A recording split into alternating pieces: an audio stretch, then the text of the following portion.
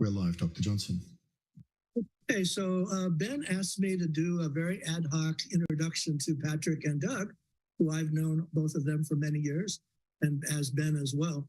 What's interesting is I originally met Ben at Doug King's Center in Atlanta. Doug works in the whole area of Christian community that is moving toward a universal view of the Christian message and of Christology, away from the ticket to heaven or the ticket to another world and after we pass away, but that the message of salvation in all of the religions is transformation in the here and now on this planet, and of course in all the other dimensions as well. And that way everybody's dream globally from all the religions comes true. There's a coherence to this prophetic tradition, which they'll be talking about. And Ben had met Doug in international circles and felt that we needed to meet. And so Doug invited Ben and I both to his place, and that was actually what became the birth of everything we did together that became Unity.Earth, everything that's come from all the people who joined us in all of these years. And of course, in New York and in the United States context, we were all familiar with Patrick, because Patrick was one of the people in the Roman Catholic community and the Franciscan community who was walking the talk. He was talking about what does it mean for the prophetic voice and the action in the real world of love and the Christological transformational view of our nature, as one of our commenters, Ben Nancy here, has been saying on and on about, we are not all these bad things that have been said about us. We are wonderful beings with these wonderful potentials. And Patrick, as you'll see in his presentation, has been a champion of the reality of that message. And no accident then that another Franciscan, Pope Francis himself, is now Pope, and also why he gets backlash about that, because we've been in this old paradigm for so long. So these two guys, Ben suggested that I introduce them. So about a month ago, I introduced Patrick and Doug, and of course they hit it off like right away, and they had wonderful discussion. And so we said, heck, let's make a version of this discussion for World Unity Week, and we had them shoot this video. So without me going on any longer, that's kind of where all of this came from, and I'm so glad it happened.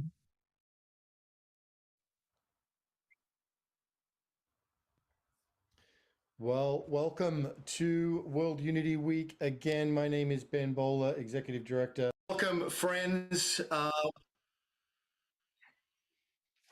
Welcome, friends. Back to World Unity Week. It was an amazing presentation from Father Josh Strom Karuthadam, all about the visions for a new earth. And this beautiful day, we're honoring faith as our frequency for today, which is so appropriate. And I'm delighted to be sitting down here with two esteemed elders from the movement globally. I'm here with Doug King and Patrick Carolan. Doug and Patrick, welcome to World Unity Week.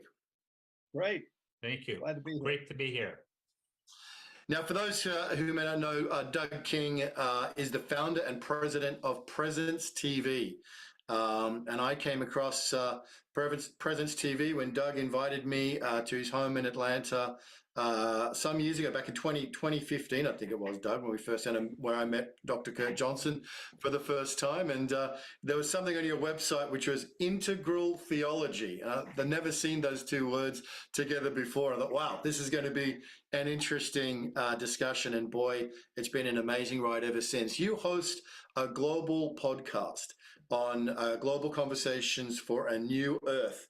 And you do incredible work at Presence of bringing together the work, I guess, of integral theory together with those who may be post-religious or on that process of going universal. And you help steward groups from all right across the spectrum along that journey through your integral theology and through the many different projects and activities that you do. So it's a great honor to have you, Doug King, here with us today, and with Patrick, who I'll give a brief introduction to as well, as we really open up to this idea of, what is this new earth rising? What is it that we are talking about? Where does it come from?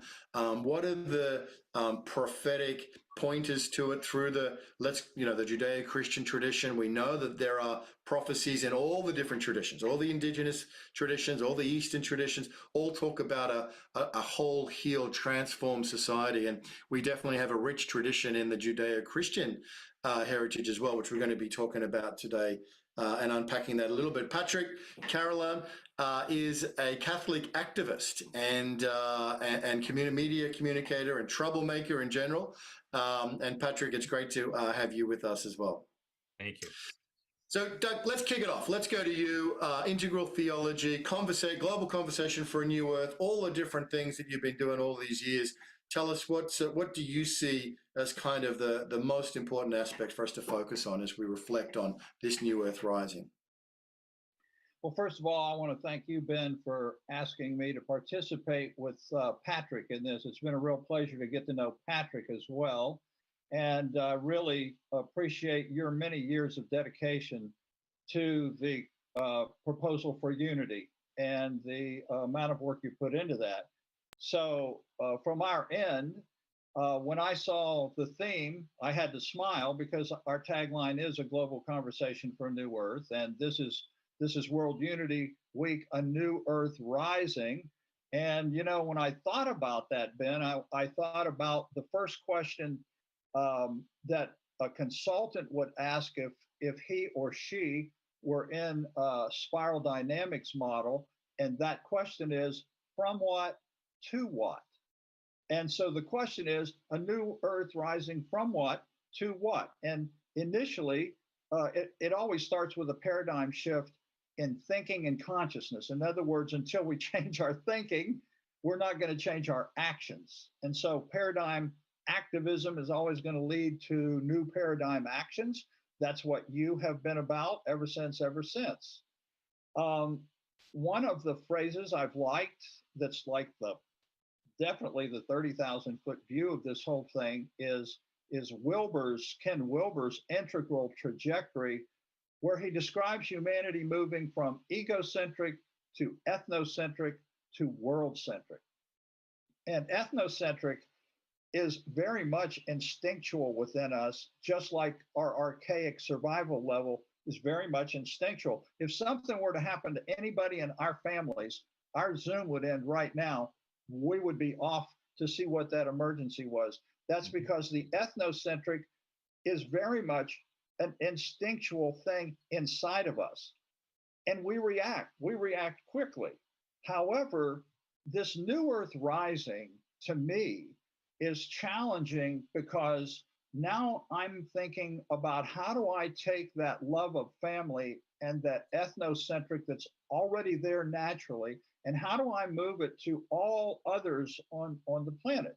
And so world-centric is a challenge for me to respond using my self-reflective abilities to think before I react. So I'm responding versus reacting. And so that's helping this new earth rise. So world-centric thinking to me, we would go then to source. My wife gave me an ancestry.com kit for Christmas, and I was tracing my ancestry, which again goes back to the ethnocentric. But there's this thing inside of us that's always looking for, what is our source? Where did we come from? What was our biological ancestry like, and that kind of thing. Well, source is that which defines identity, whereas diversity, the tremendous diversity on the planet, is role and function. So we all celebrate our ancestry. We all celebrate the diversity of all the genders and races and ethnicities and nationalities and so forth. But we realize that celebration is a celebration that plays a role and function. But our identity is, to me, guys, that which transcends those diverse roles and functions. So when we're talking about identity, we're talking about source. And it is there that we can find unity in this creative new earth. is that I don't attach to some particularism that creates inside of me an other that I see, oh, that's another, and I've got boundaries within that. So the new earth is this travel beyond that boundary-driven thinking. And yes, we use spiral dynamics quite a bit because it shows through history, as the three of us talked about briefly before we came on here, through history in the Judeo-Christian, how God was seen in the earlier times. As you brought up, Ben, you go from judge to monarch, and you're bringing about a bigger world, if you will, when you move from the tribe to the empire. But even now, what we're saying is, let's transcend all the way to matters of the heart, to matters that are universal, and values that are universal to all of us, even to those that might even declare themselves to be atheists. We do share a universal thinking in terms of associated values. So for me, this Earth rising is a process that's been going on for a long time. All of us are more aware today than ever of that process. And what's really cool is we're all here on this call, as well as many other calls, trying to encourage, as many people as possible to be thinking in these terms. So I'll leave it there for right now.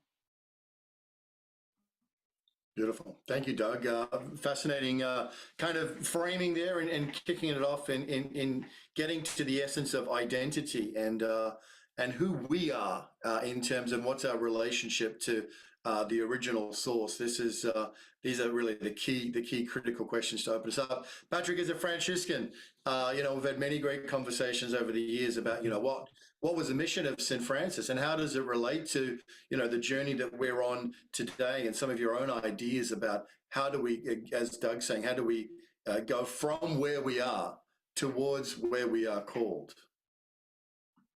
So thank you, Ben, for that question. And thank you, Doug, for that wonderful presentation. I think, whenever I talk from the lens of a Christian, because I still consider myself Christian. I'm Franciscan and I'm Christian. But I think, Teilhard de Chardin said, we either evolve or we'll be annihilated. And I don't believe Teilhard was talking about a physical evolution. I think what Teilhard was talking about was a spiritual evolution. And we sort of lost sight of the spiritual evolution. We sort of consider ourselves to be really woke people because we believe in evolution from a scientific perspective. We totally forget about the spiritual side of evolution. And in fact, evolution is our spiritual story. So we have to really think about that. And how is our spiritual stories evolving? How are they changing? Father Josh, I thought, in his presentation, put it really well when he talked about the incarnation. The incarnation is this essential theme of Christianity. The idea that Jesus came because we committed sin, and then Jesus had to die on the cross to save us from sin. That our whole theology is centered around that, so that then we're here so we can get there. Our whole purpose here is to get to there. There's a 13th century Franciscan theologian and philosopher, John Duns Scotus, brilliant. I think one of the most brilliant philosophers of all time. And he wrote that the incarnation of the Son of God is the very reason for the whole creation. To think that God would have given us such a task had Adam not sinned would be quite unreasonable. I say, therefore, that the fall was not the cause of Christ's predestination, and that if no one had fallen, neither angel nor man, in this same hypothesis, Christ would still have been predestined in the same way.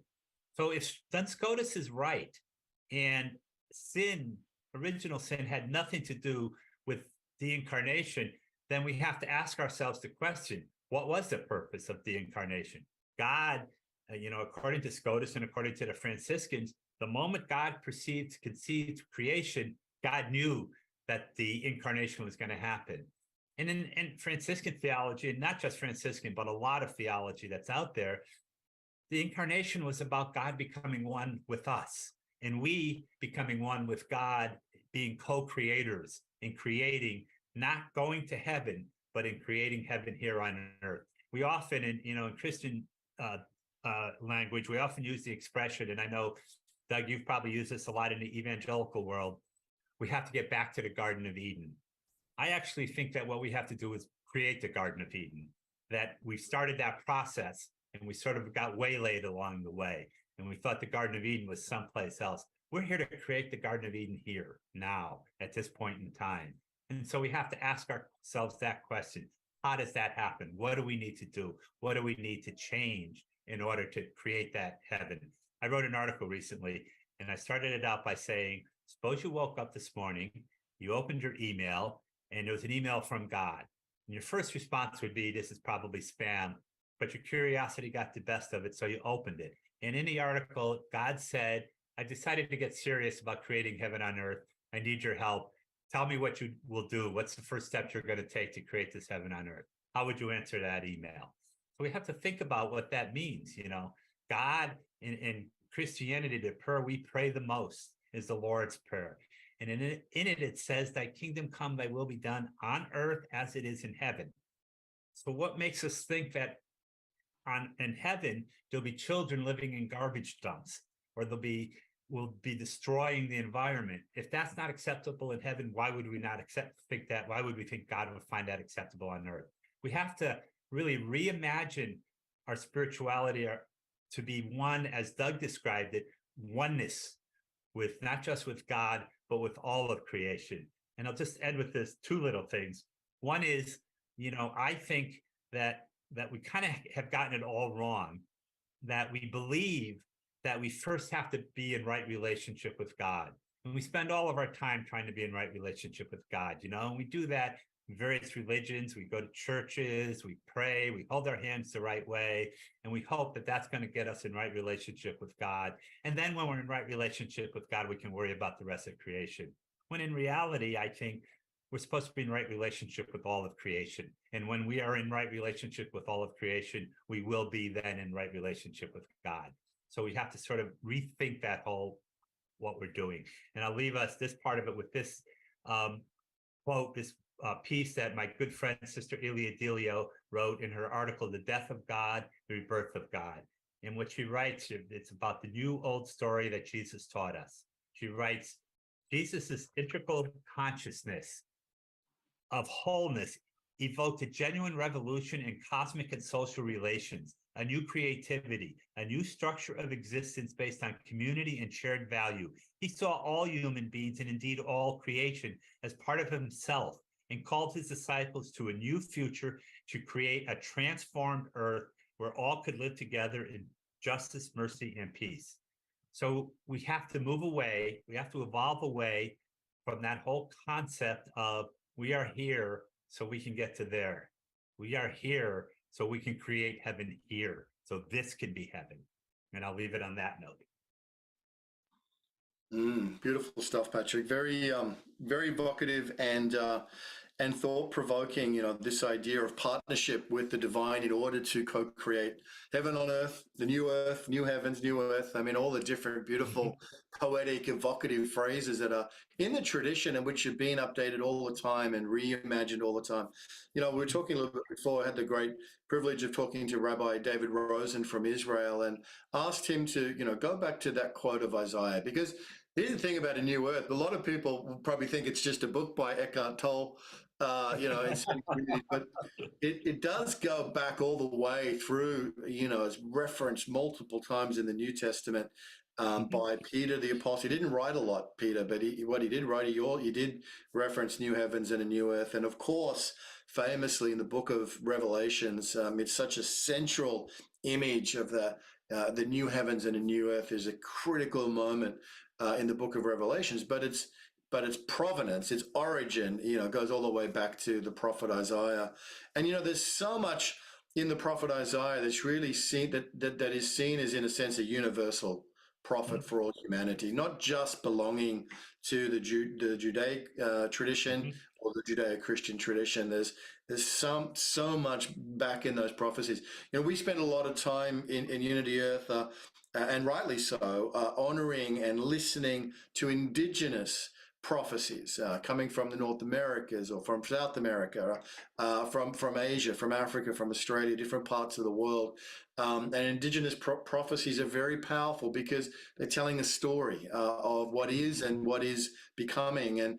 And same with Isaiah. Isaiah is one of the universal prophets. So when David rose and went back to, and we have it in the English, Christian Bible as Isaiah 65, 17 to 25, where new heaven and a new earth is first referenced. But he went back to most of the English translations say something like, "Behold, I will create new heavens and a new earth." That's Isaiah writing as the voice of the divine, of God. But David rose and said, actually, the tense isn't even correct. It's not "I will." It's not sometime in the future. The correct translation is "I am." And so that we have then this present moment of the unfolding now. And the other thing, which I think, and you just spoke to so beautifully, Patrick, is that, it's not a sense that there's a divine being who's doing everything and we're just kind of along for the ride. Embedded in the deepest covenant of Jewish religious tradition is the relationship between God and man. Now, it comes out as tikkun olam. It comes out in so many different ways, but it is a co-creative partnership. It's a coming together in unity of our will becoming thy will and coming to make this heaven on earth. When our will becomes the will of God, then that is the beginning of heaven on earth. So our volition, our creative agency is central. And we can debate about free will or not free will, but we have a choice, and we have this power of this choice. And so embedded in that Isaiah, that original reference, Doug, is that, we create new heavens and a new earth. It's an unfolding now. And the more we get to understand the wisdom of indigenous people, the more we realize that this is how the ancient ones see the world, not as sort of a before and a now and a future, but as an integrated whole in this creative moments. And David Bohm, with his implicate order and explicate order, and the whole movement itself is this unfolding process of eternity now.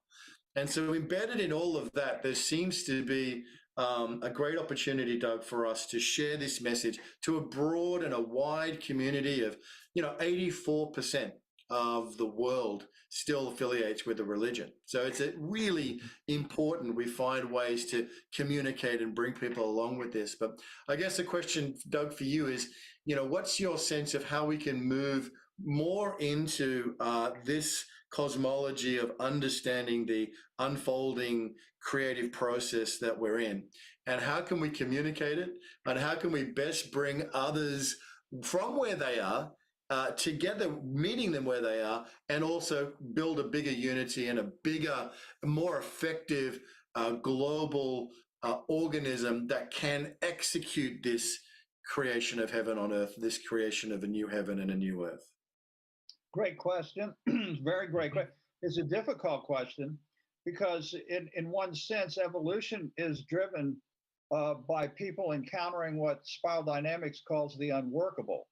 And so it is when I encounter something in my life that's not working anymore, once I've hit my head against the wall enough times, I may eventually say, maybe I need to try something different. So when I'm talking to people within, especially Christianity, and I talk to a lot of pastors that are trying to bring evolution without causing problems within their specific denominational group. And so if you look at the worldviews that we're facing right now, primarily right here in the West, I'll say that's my primary and Patrick's primary place.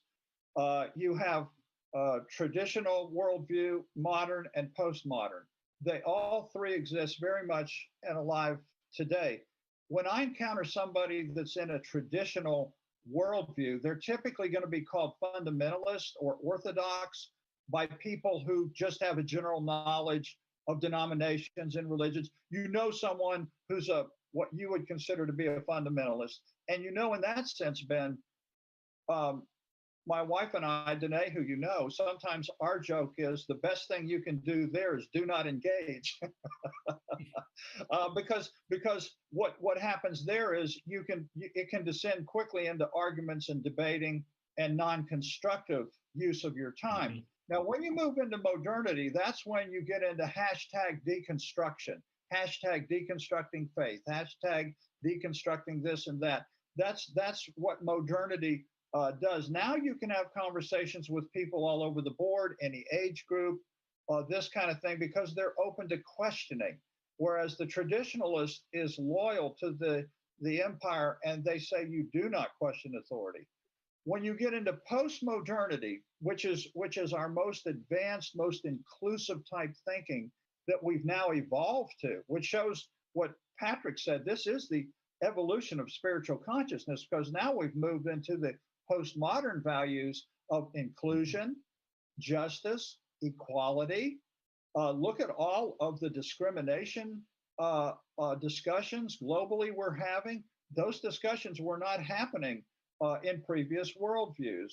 Now, that's where I feel like we can really, all of us that are pushing for this World Unity Week and these unified conversations, that's where I feel like we can do the most good, because we can create synergies there.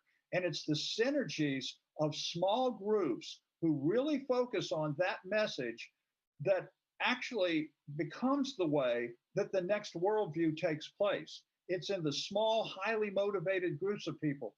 And to me, that's this biblical principle of leaven. Leaven just works on that which is right next to it. And then it goes to the next thing right next to it. So the conversations I think we're having are examples of how we are all in the values of inclusion, so we can really synergize. Whereas if I'm talking to people that are in religion, I don't denigrate them. I've got a lot of people in my own family that are fundamentalists.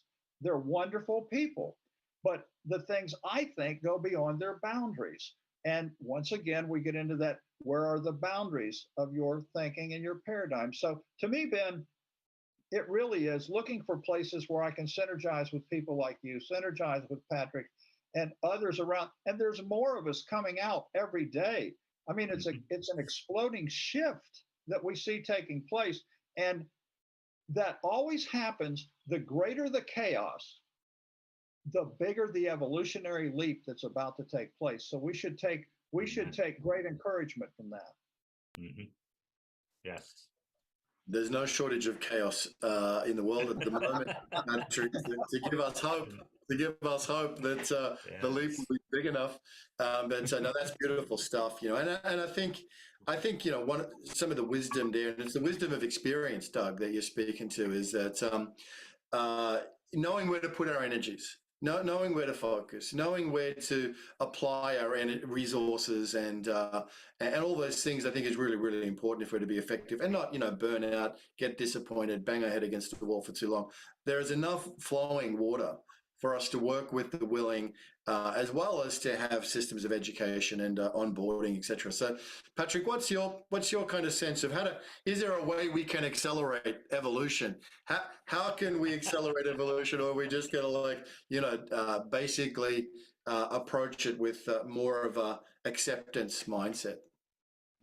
Yeah, you know, you're talking to a Catholic, and we've been in the same place for 2,000 years, so I'm not sure about accelerating evolution. But I think, you know, Vatican II was a good effort to accelerate. It absolutely was. But and it's an interesting point you bring that up, because one of the things that Vatican II did was help us kind of re-understand our sacred stories, reinterpret our sacred stories to a certain extent. And we really have to, you know, there's an old, and Ben, you probably have heard this expression. It's an old Irish expression: "Don't throw the baby out with the bathwater." You know, we don't want to throw out our sacred stories, our spiritual stories. We don't want to throw the Gospels out. There's beautiful, rich stuff in those stories, but we have to kind of re-understand them a little bit from how they were written and what they're saying. And I'll give an example of that. We all know the story of the loaves and the fishes. You know, Jesus was coming to preach at the mountain, and 4,000 or 5,000, depending on how many, which gospel you read, men came, as well as women and children came. And, you know, the story goes, they collected the basket of 5 loaves and 2 fishes, and Jesus waved his magic wand, and boom, everybody got fed. Now think about this for a second. Reimagine that story, and reimagine it so that, first of all, you both know this. You have children. I have 4 children. We didn't go anywhere without packing a snack bag for the kids. We didn't go to church on Sunday. We didn't go to grandma's house that we did not pack snacks for the children, for the kids. So if there were 4,000 people that included women and children, I'm guaranteeing you that those women packed baskets with snacks for their children. They didn't just walk up and move out there.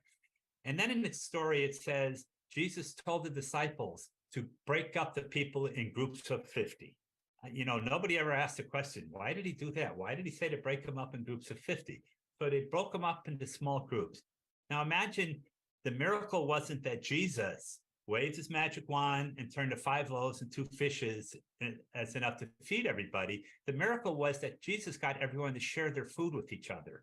And in those small groups of 50, everybody got to eat, and there was enough food that there was plenty left over.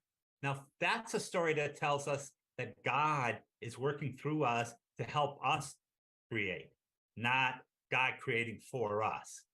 The story that the interpretation that we Christians have now is that Jesus did this for us. This proves how great Jesus is, not God working through us, all of us together as the oneness. So we have to reimagine our sacred stories. That's the first step to doing this, I think, is really rethinking that. And I know in the fundamental world, and we used to do this in the Catholic world too, we say, well, this is the word of God. It's not the word of God, it's man's interpretation of the word of God. And there are a lot of different ways to interpret. There's about 68 different Bibles out there and tons of different interpretations. Let's rethink those stories a little bit. Let's the process of evolution is a spiritual one. Let's evolve on those spiritual stories and really look for what the meanings of them are. Like I just did in the story of the loaves and the fishes. It's not throwing out the spiritual stories. It's not saying these are wrong. You can't be a Christian anymore. It's just reimagining what being a Christian means. And what it means really is, being one with God and with all of creation.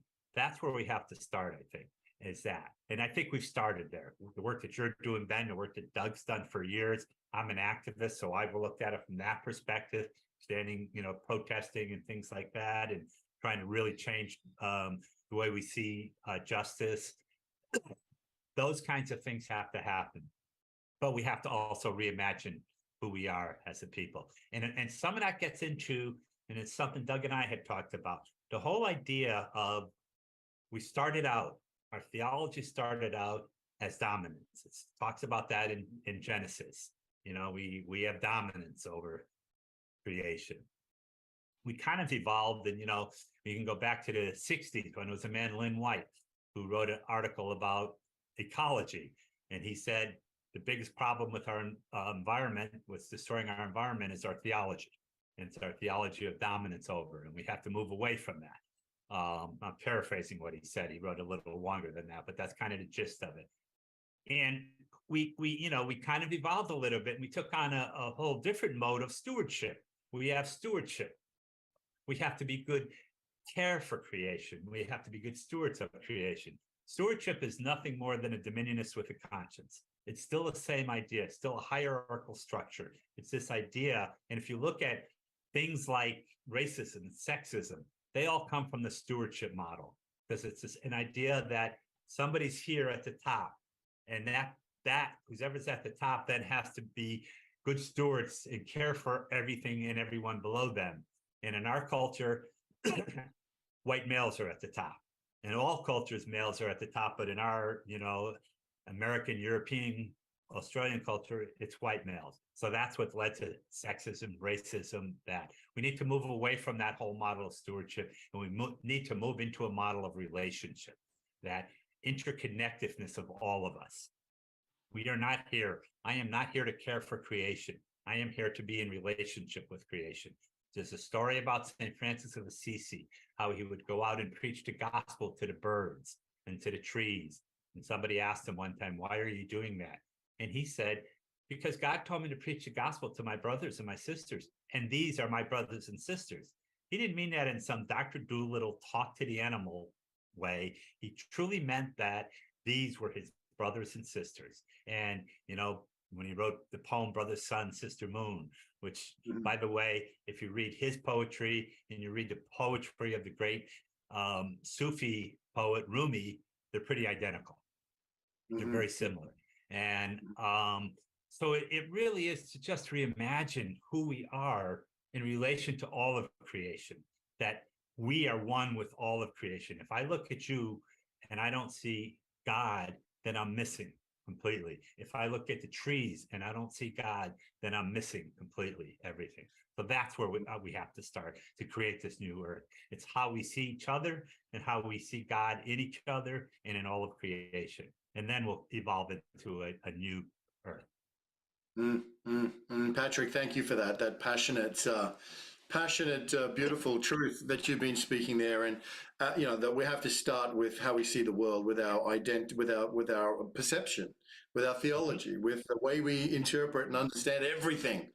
And that's perfect, because a big part of Doug's work, going back to Doug, your dad, Max King, the legendary theologian, did a lot of pioneering work in this very space. And I know that there's some of the Paul's teaching to the Corinthians that you take at the very, very hard, and that's really what Patrick was just talking about. Tell us about, what does it mean to you for God to be all in all, and tell us about that passage and how it's driven your work.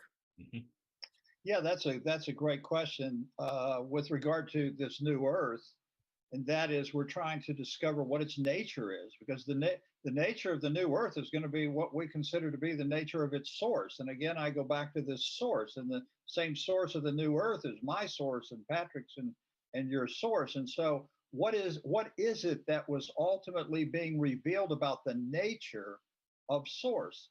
And in the passage you're talking about, Paul was writing about the last enemy that was facing humanity was the enemy death. And in the biblical narrative, death is another word for separation. He wasn't talking about biological death. When he said the last enemy is death, he was talking about that which separates the human from the source. And Jesus said the same thing, in essence, when he told the parable of the prodigal son. When the son and the father are restored, the father said, "This my son was dead, now he is alive." See, this is again, removal of separation is the defeat of death. And so when Paul ends that, he says, and he saw that being the conclusion of this new earth becoming present, as you pointed out beautifully, Ben, that ends separation between us humans, and therefore that is the defeat of death, and that paradigm is made present in this story. And that is at that point that God becomes all in all. That was Paul's phrase. He said, and then God is revealed as all in all, not all in some. And so when we are beginning to realize that, again, we're beginning to think in terms of universal principles. And when I think about, okay, how can we help evolution move on, and how can we spur this on? I will say that I have learned in the 18 to 30-year-old group, you have very little religion per se. You have a lot of them that are no longer maybe going to church or of any religion. But the one thing the narrative talks about, because Patrick is saying we can't throw the baby out with the bathwater. So I use the narrative, but I don't use it in a way that they're suspecting, because Paul will talk about the fruits of the Spirit, which I would reinterpret as the values of the Spirit. So when I'm talking to people that are unchurched, I'm talking to people that are even atheists or in that 18 to 30-year-old about the new earth rising, I'm asking them, what are your values? Because you see, I have to decide what values belong to the new earth. How would I describe the values of the new? And I'm telling you, it doesn't matter who you are. You have values for yourself personally. You have values if you're married or you have a significant other. You have values if you're raising children. And oftentimes I'll say, well, what are the values that you want to pass on to your children? And it has nothing to do with whether they're in or out of religion or where they are in life. But I bring that question from the biblical narrative, which I still use as the foundational principles that are really talking in depth about this new earth and its nature and how it works. And so, in that sense, I'm trying to build bridges that I don't have to get them to be part of a specific group or anything. I'm trying to pursue them from the universal nature of that source, the universal nature of the values of that source. And that breaks down the separation. And at that point, I'm having an all in all discussion in essence that is something that I would call the values of the spirit. So, that's very much a good point, Ben, about where we're doing with Unity Week. We're getting beyond the separation paradigms. Ben, if it's okay if I could jump in on something that Doug just said, because Thomas Berry said we either flourish with a singular spirituality or we die in the desert. And he wasn't talking about a singular religion. He was talking about the spirituality, which is just what Doug was talking about, the value that, we can go forth with that the value, the spirituality. And I remember many years ago, 10 years ago or something like that, I was in Washington, D.C., and there was this whole demonstration of a lot of the indigenous people. It was called the Cowboys and Indians, and it was all about the environment. So it was ranchers and indigenous people. And the indigenous people set up tents along in the mall. And I went into one of them one day, and there was a elder sitting there. He was a leader of one of the indigenous tribes. And I had my Franciscan towel cross on. I had it out. And he asked me what that was. And I explained to him. And he asked me, what does this mean? Who are the Franciscans? What do you believe in? And I spent a few minutes explaining what we believed in, what our spirituality was. And he said to me, that's the exact same spirituality that we believe in. And, we worship differently. We can worship differently. We can hold our hands differently. We can worship on Friday night or Saturday or Sunday. That's irrelevant. What's relevant is that spirituality of oneness and that we're all connected to each other. And that's, I think, what Doug was talking about as well. So. Perfect. What a beautiful way to kind of begin to close this amazing conversation, Patrick and Doug, the spirituality of oneness. And, we're evolving towards something that is more whole, more inclusive, more beautiful, more generous, and more wonderful, perhaps than even we can imagine. So it's a wonderful journey, an unending journey of becoming. Doug, thank you so much for being with us. It's been great to reconnect with you. Thank you for, the incredible gift of connecting me all those years ago to Dr. Kurt Johnson. I don't think we'd probably be here today if you hadn't have done that. So that's an act of creation, which, and just that's so promising that we never ever really know what becomes of the seeds we sow. So Doug, just any final comments from you as to as we hold this new earth rising together, that we are the new earth rising. Any final reflections from yourself? A final thought I have regarding the work that you've done, Ben, is that yes, everything starts with a paradigm shift in thinking. And so you do begin with a global conversation, but you've made the point all along that that's the beginning of the process, that the process has to move to global action for a new earth. And I would just like to say how much I appreciate the fact that you are really helping to contribute with the global action. And then by the same token, Patrick, you've been an activist your whole life, and you have contributed from that aspect of activism. And the thing I'm most encouraged about is how many people are moving from apathy in life, apathy about so many things, because it's not just the chaos, it's the apathy that exists in many pockets.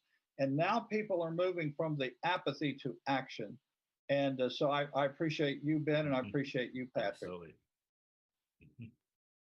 Beautiful, Doug. Love it. And the energy of that is fantastic. It's going to take all of us. It's going to take our hands and hearts and minds and efforts and resources and plans and strategies. And it's exciting. And Patrick, you're certainly somebody who I've looked up to in the way you approach spirituality, where you're still identifying, with your bedrock in tradition, and yet you're reaching out tirelessly, to so many across the board. And you're an activist in the political domain as well. So you're operating on a lot of different levels. So final word for you, Patrick Carolan, today. Again, I'd like to thank you, Ben, for everything that you're doing in getting me involved in this world unity and all of the other things. And also, Kurt Johnson's the person who introduced me to Doug also. So we should thank Kurt again. But that's sort of an interesting, you mentioned earlier, Ben, about how I introduced you to Brian McLaren. It's all about relationships. It's all about how we connect with each other, how we reach out to each other, how we talk to each other, and how we see God in each other and in all creation. And, if we're going to start, that's where we start. We have to start looking and saying, and if I walk down the street and I don't see God in everybody I see, then I need to go home and rethink of who I am and what I'm thinking and what I'm seeing. And that's how we can get people to start to change. It's just simple steps like that. But again, Ben, thank you for everything that you do. Oh, beautiful, gentlemen. And this has been a really invigorating and uplifting and enlightening conversation as we dig a little deeper into how is this new earth rising? How can we utilize the resources of our spiritual traditions to enhance this new earth rising for more of our brothers and sisters to participate in this global creative process? Thank you for helping advance us down the road, and we look forward to more interactions all the way through the 99 days of peace through unity, all the way through to Peace Week. Maybe we'll come back together in September and have another chat. Yeah. It's been really rich and delightful. Thank you, Patrick. Yeah. Thank you. Thank you. Thank you.